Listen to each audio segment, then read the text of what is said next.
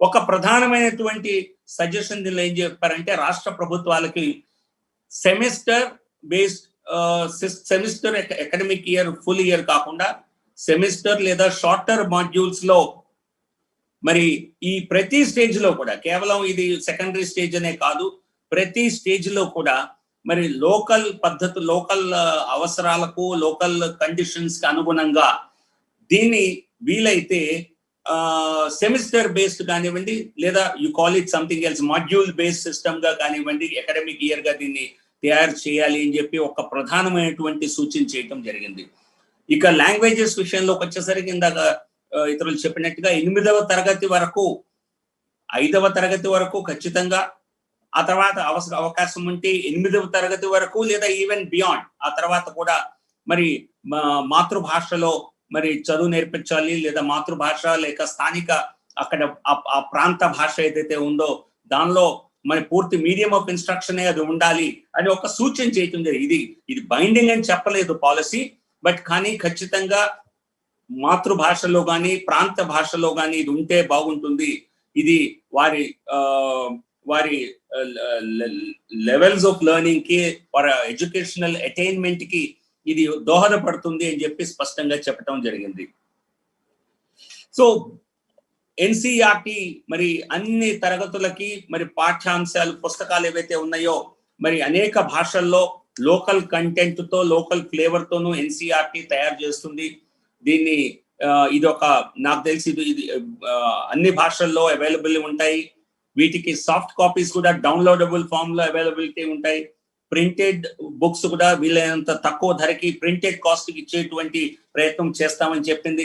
సమయానికి, ఎందుకంటే గతంలో ఎన్సిఆర్టి బుక్స్ అవైలబిలిటీ ఉన్న సమయానికి వచ్చేవి కావు అని ఒక క్రిటిసిజం ఉండేది. ఖచ్చితంగా సమయానికి ఇచ్చేలాగా ప్లాన్ చేస్తామని చెప్పింది. అలాగే స్టూడెంట్ అసెస్మెంట్ వచ్చేసరికి ఇంతకు ముందు లాగా కాకుండా పూర్తిగా సమ్మేటివ్ అసెస్మెంట్, అంటే ఇయర్ ఎండ్ లో కేవలం ఒక పరీక్ష ద్వారా వారు చేసినటువంటి వారి అచీవ్మెంట్ ని మరి అసెస్ చేయటం కాకుండా వారికి ఒక రకంగా కంటిన్యూస్ అసెస్మెంట్ ఉండేలా, అలాగే వారి కాంపిటెన్స్, వారు నేర్చుకున్నటువంటి దానిపైన ఈ అసెస్మెంట్ ఉండాలి. తప్పితే కేవలం అది వారు ఒక పరీక్ష రూపంలో, కేవలం ఒక రిటర్న్ పేపర్ రూపంలో రాస్తే ఇచ్చేదానిలా కాకుండా వారు నిజంగా ఏ మేరకు నేర్చుకున్నారు అన్నది టెస్ట్ చేసేదానిలా ఉండాలి అని ఒక ప్రధానమైనటువంటి సూచన చేయటం జరిగింది. అలాగే ప్రోగ్రెస్ కార్డులు కూడా పిల్లలకి ఏవైతే ఇస్తారో వాటిలో ప్రోగ్రెస్ కార్డుని కేవలం వారి సబ్జెక్ట్ మార్క్స్ వరకే పరిమితం చేయకుండా వారు అన్ని రంగాల్లో, అది యాక్టివిటీస్ లో కానివ్వండి, ఇతర యాక్టివిటీస్ లో వారు చేసినటువంటి, చూపించినటువంటి ప్రతిభ, వారికి ఉన్నటువంటి స్కిల్ ని, దాన్ని కూడా దీనిలో ప్రోగ్రెస్ రిపోర్ట్ లో 360 మెజర్మెంట్ ఆఫ్ ద చైల్డ్ అది చేయాలి అని చెప్పి బ్రాడ్ గా చెప్పడం జరిగింది.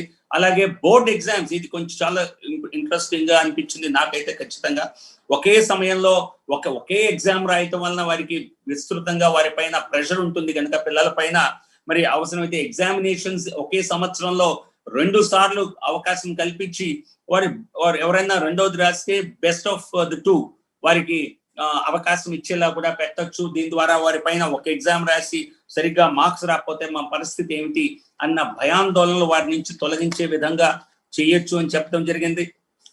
టీచర్స్ కంటిన్యూస్ గా టీచర్స్ ప్రొఫెషనల్ డెవలప్మెంట్ కోసం ప్రతి టీచరు కనీసం ప్రతి సంవత్సరం 50 గంటల పాటు వారికి మరి ఒక ట్రైనింగ్ యాక్టివిటీలో పార్టిసిపేట్ చేసే విధంగా వారికి అవకాశం, ప్రొఫెషనల్ అడ్వాన్స్మెంట్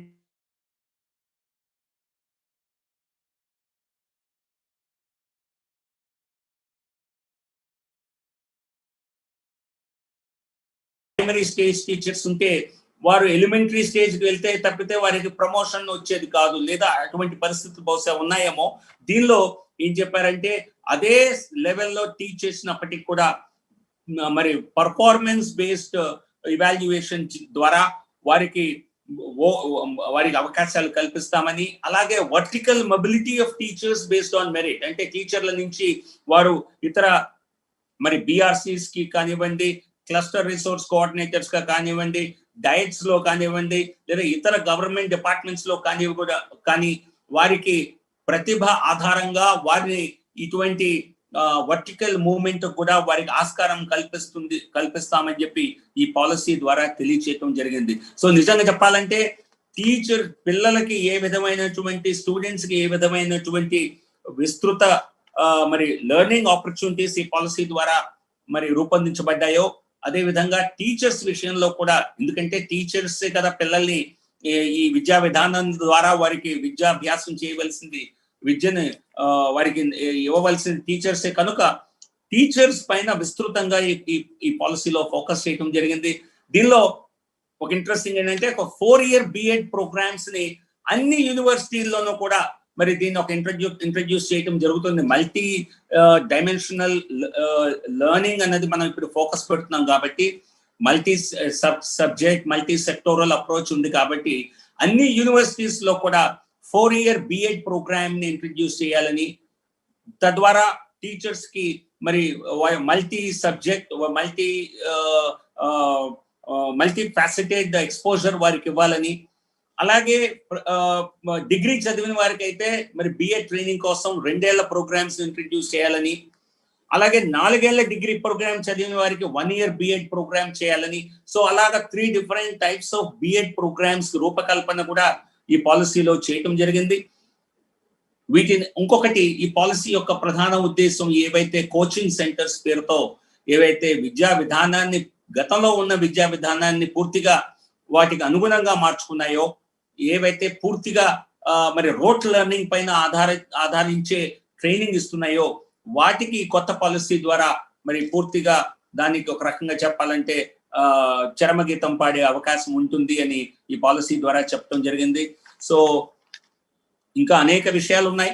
సో కాబట్టి నేను ప్రధానంగా మీకు చెప్పినట్లుగా స్కూల్ ఎడ్యుకేషన్ పైన ఎక్కువగా ఫోకస్ పెట్టాను. దీనిలో ఒక రకంగా సమప్ చేయాలి అంటే ప్రధానంగా ఉన్నటువంటి మార్పుల్లో ఇది 10+2 నుంచి 5+3+3+4 విధానం, ఇది ఒక ప్రధానమైనటువంటి ఒక స్ట్రక్చరల్ చేంజ్ అని చెప్పాలి. ఇది మేజర్ స్ట్రక్చరల్ చేంజ్ గా చెప్పాలి.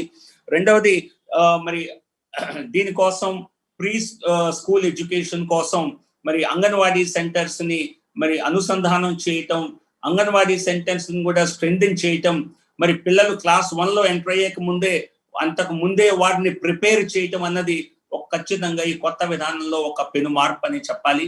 మరొకటి ఓవరాల్ గా అన్ని లెవెల్స్ లో కూడా అటు ప్రైమరీ అటు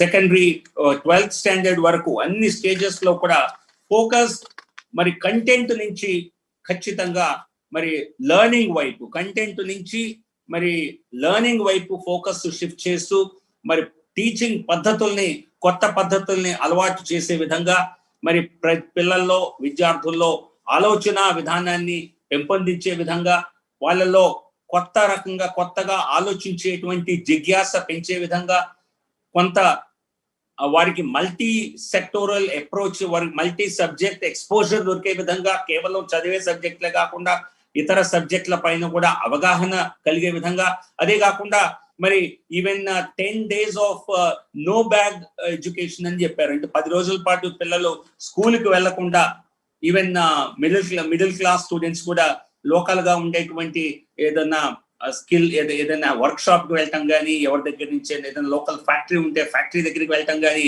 లోకల్ యాక్టివిటీస్ గురించి, లోకల్ స్కిల్స్ గురించి వారికి తెలుసుకునే విధంగా 10 days of no bag days అన్నమాట. దానిలో వారికి సో ప్రతి విద్యార్థి స్కూల్ నుంచి బయటకు వచ్చే సమయానికి వారికి ఏదో ఒక కొత్త స్కిల్, వారికి ఖచ్చితంగా వారికి ఇంట్రెస్ట్ ఉన్న యాక్టివిటీ మీద స్కిల్ నేర్చుకొని వారు స్కూల్ నుంచి బయటకు వచ్చే విధంగా విద్యా విధానాన్ని రూపొందించడం జరిగింది. సో ఇది విస్తృతమైనటువంటి ఈ మార్పు మరి ఇంప్లిమెంటేషన్ లో ఖచ్చితంగా సమయం పట్టే అవకాశం ఉన్నది. కాకపోతే రాష్ట్ర ప్రభుత్వాలన్నీ కూడా నాకు తెలిసి ఇప్పటికీ వారి అబ్జర్వేషన్స్ ని, టీచర్స్ ని, అందరూ స్టేక్ హోల్డర్స్ ని కేంద్ర ప్రభుత్వం, కేంద్ర మంత్రి వారి ఇంప్లిమెంటేషన్ గురించి వారి అభిప్రాయాలని, వారి సూచనల్ని పంపమని చెప్పడం జరిగింది. ఇవి రాగానే ఖచ్చితంగా మరి ఇంప్లిమెంటేషన్ కూడా ఒక టైం ఫ్రేమ్ తో పాటు స్పష్టంగా దేశవ్యాప్తంగా ఈ విధానం అమల్లో ఇచ్చే విధంగా ప్రభుత్వం పనిచేస్తుంది. సో నాకు ఇచ్చిన ఈ సమయంలో కొన్ని ప్రధాన అంశాలు చెప్పే ప్రయత్నం చేశాను. I hope I been able to give some additional inputs, information తెలియని చెప్పాను అనుకుంటాను. ఏదన్నా ప్రశ్నలు ఉంటే మరి మీ అవకాశం ఉంటే ప్రశ్నోత్తరాల అవకాశం ఉంటే వాటికి సమాధానం చెప్పే ప్రయత్నం చేస్తాను. Thank you. Please watch Tulsi News. Please subscribe to Tulsi News.